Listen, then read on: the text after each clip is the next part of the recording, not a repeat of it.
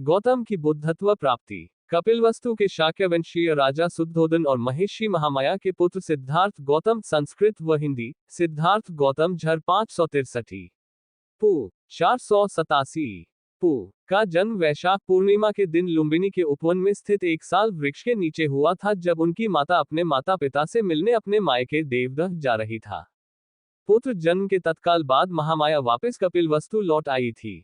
तावविंस देवों से शिशु के जन्म की सूचना पाते ही शिशु के दादा सिंहनु के गुरु तथा राजपुरोहित तत्क्षण कपिलवस्तु पहुंचे। शिशु को अपनी गोद में उठाया। जैसे ही शिशु को निकट से देखा तो उनकी आंखें पहले तो खुशी से चमक उठी, लेकिन फिर आंसुओं में डूब गईं। राजा शुद्धोदन द्वारा कारण पूछे जाने पर उन्होंने बताया था, ये शिशु बुद्ध बनने वाला है, इसलिए मैं प्रसन्न हूँ। किंतु दुख इस बात का है कि शिशु की बुद्धत्व प्राप्ति तक मैं जीवित नहीं रह सकूंगा। शिशु के जन्म के 5वें दिन उसके नामकरण के अवसर पर 108 ज्योतिषियों को आमंत्रित किया गया था, जिनमें 8 विलक्षण ज्योतिषी भी थे। उन 8 में से 6 राम, ध्वज, लखन, मंती, भोज और सुदंत ने ये भविष्यवाणी की थी कि वह शिशु या तो चक्रवर्ती सम्राट बनेगा या एक बुद्ध। किंतु सबसे कम उम्र के ज्योतिषी कौंडिन्य का कथन था कि वह शिशु निश्चित रूप से एक बुद्ध बनेगा। शिशु का नाम सिद्धार्थ गौतम रखा गया। 7वें दिन सिद्धार्थ की माता का देहांत हो गया। तब उसके लालन पालन का दायित्व उसकी मौसी महाप्रजापति ने लिया। वह भी शुद्धोदन की एक रानी थी और उनका विवाह भी शुद्धोदन के साथ उसी दिन हुआ था जिस दिन महामाया का 16 वर्ष की अवस्था में सिद्धार्थ ने शाक्यों की एक सभा में अपने अद्भुत युद्ध कौशल दिखाए।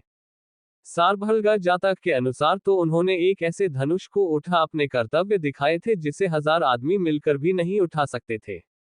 किंवदंती तो यह है कि उनके शौर्य से प्रसन्न हो उन्हें 40,000 शाक्य कन्याओं के हाथ प्राप्त हुए थे, जिनमें सुदबुद्ध की राजकुमारी बिंबा उनकी प्रमुख रानी बनी थी, जो बाद में राहुलमता के नाम से बौद्ध साहित्य में विख्यात है। झर बिंबा ही भद्दकछा, सुभद्दका और यशोधरा हिंदी संस्कृत यशोधरा के नाम से जानी जाती है। 29 वर्षों तक थरभव, थसुरभव और थसुभ नामक प्रासादों में राज वैभव भोगने के बाद सिद्धार्थ संसार से विमुक्त हो संन्यास को उन्मुख हुए। कहा जाता है कि उन्होंने एक बार किसी रोगी को देखा और अनुभव किया कि हर कोई जो पैदा होता है रोग और व्याधि से पीड़ित होता रहता है। फिर उन्होंने किसी वृद्ध को देखा। इससे उन्हें यह विदित हुआ कि हर कोई जो जन्म लेता है कालांतर में वृद्ध भी होता है, उसके हाथ पैर शिथिल और जर्जर हो जाते हैं।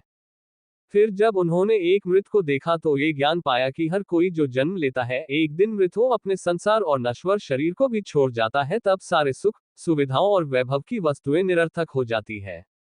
अतः संसार सारहीन है। अंततः जब उन्होंने वैभव का त्याग कर सत्य का अन्वेषण कर रहा था तो उन्होंने भी संसारिकता का परित्याग कर संन्यास वरण कर गृह त्याग किया। शाक्य, कोली और मल राज्यों को पार कर सन्यासी के रूप में वे राजगीर आदि स्थानों पर भटकने लगे।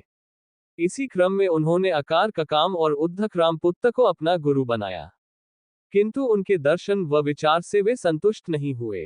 अतः वे उरुवेका के सेनानी गांव पहुंचे और 6 वर्षा तक 5 भिक्षुओं के साहचर्य में कठिन तपस्या की।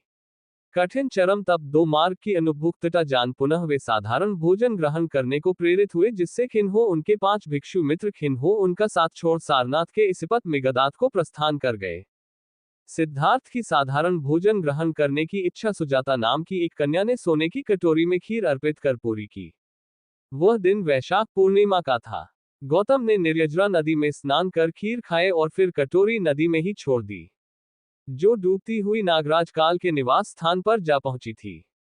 फिर सारा दिन साल उपवन में व्यतीत कर शाम को वे पीपल के एक पेड़ के नीचे जा बैठे। वहीं सोतेय नामक एक घसियारे ने उन्हें 8 मुट्ठी घास दिए। घास को उन्होंने पूर्व दिशा की ओर रख उसकी आसनी बनाई। फिर उस पर बैठकर उन्होंने ये प्रतिज्ञा की कि जब तक वे बोधि नहीं प्राप्त करते तब तक वहां से नहीं उठेंगे। उनकी प्रतिज्ञा के तेज से महाब्रह्म और सारे देव उनके सामने प्रकट हो उनकी स्तुति करने लगे, किंतु उनकी दृढ़ मार्ग शैतान ने उन पर आक्रमण किया, जिसके भय से सारे देव वहां से भाग खड़े हुए। मार से उनकी रक्षा तब केवल 10 पारमियों ने की। इन पारमियों को उन्होंने बोधिसत्व बनने के बाद के 550 जन्मों के कठिन संघर्ष के क्रम में अर्जित किया था। पारमी 10 होते हैं: दान, शील, नेक्षम या नौकमर्म, प्रज्ञा, वीर्य, खंति या धैर्य, सत्य, अधिष्ठान, मेता या मैत्रेय और उपेक्षा या संभाव अथवा अनासक्ति। गौतम से परास्त हो जब मार और उसकी सेनाएं भाग खड़ी हुई तो सारे देवों ने विजेता की जय जयकार की। तप में लीन गौतम ने रात के पहले प्रहर में अपने पूर्व जन्मों को जाना। दूसरे प्रहर में दिव्य चक्षु को पाया, तीसरे प्रहर में परिच्छिन्नमुत्पाद के ज्ञान को और अंततः प्रत्युष काल में संबोधि की प्राप्ति की। ज्ञान को जिससे वे पश्चेक प्रत्येक बुद्ध बने। परिच्छिन्नमुत्पाद के सिद्धांत का सुखद मनन उन्होंने प्रथम 7 दिनों तक उसी बोधि वृक्ष के नीचे बैठ किया। दूसरा सप्ताह उन्होंने अजपाल निग्रोध वृक्ष के नीचे बिताया जहां उनकी भेंट एक घमंडी ब्राह्मण से हुई थी और जहां उन्होंने मार की तीनों कन्याओं को परास्त किया था। उन कन्याओं के नाम तृष्णा, अरति और राग थे। तीसरा सप्ताह उन्होंने मुचलिंद तालाब में नागराज मुचलिंद के फनों के नीचे बैठ बिताया था। चौथे सप्ताह वे राजायतन पेड़ के नीचे बैठे रहे जहां उन्होंने तपुस और मल्लिक को बिना किसी देखना सुनाए ही अपना अनुयायी बनाया। तत्पश्चात ब्रह्मसहमपति के आग्रह पर उन्होंने पीड़ित मानव के उत्थान के लिए धम्मचक्र पनत्तन का निश्चय किया। दूसरों के उत्थान की प्रतिज्ञा से वे सबन्यु सर्वज्ञ बुद्ध कहलाए। तब अपनी धम्म देशना के प्रवर्तन हेतु अपने 5 तपस्वी मित्रों को योग्य पाया जो उन दिनों वाराणसी के इसिपतन मिगदाय में वास कर रहे थे। इस धम्म चक्र प्रवर्तन की महत्ता को अशोककालीन सारनाथ सिंह स्तंभ में दर्शाया गया है जो आज भारतीय गणराज्य का राजकीय चिन्ह है। 4 मुख वाला वह सिंह स्तंभ बुद्ध के धम्म या देशना का सिंह नाद आज भी हर दिशा में गुंजाता प्रतीत होता है। पुनः सिंह स्तंभ में अंकित चक्र जो अशोक चक्र के नाम से जाना जाता है, आज जो भारतीय राष्ट्रीय ध्वज पर बड़े गौरव से लहराता रहता है, वस्तुतः धर्म चक्र का ही प्रतीक है।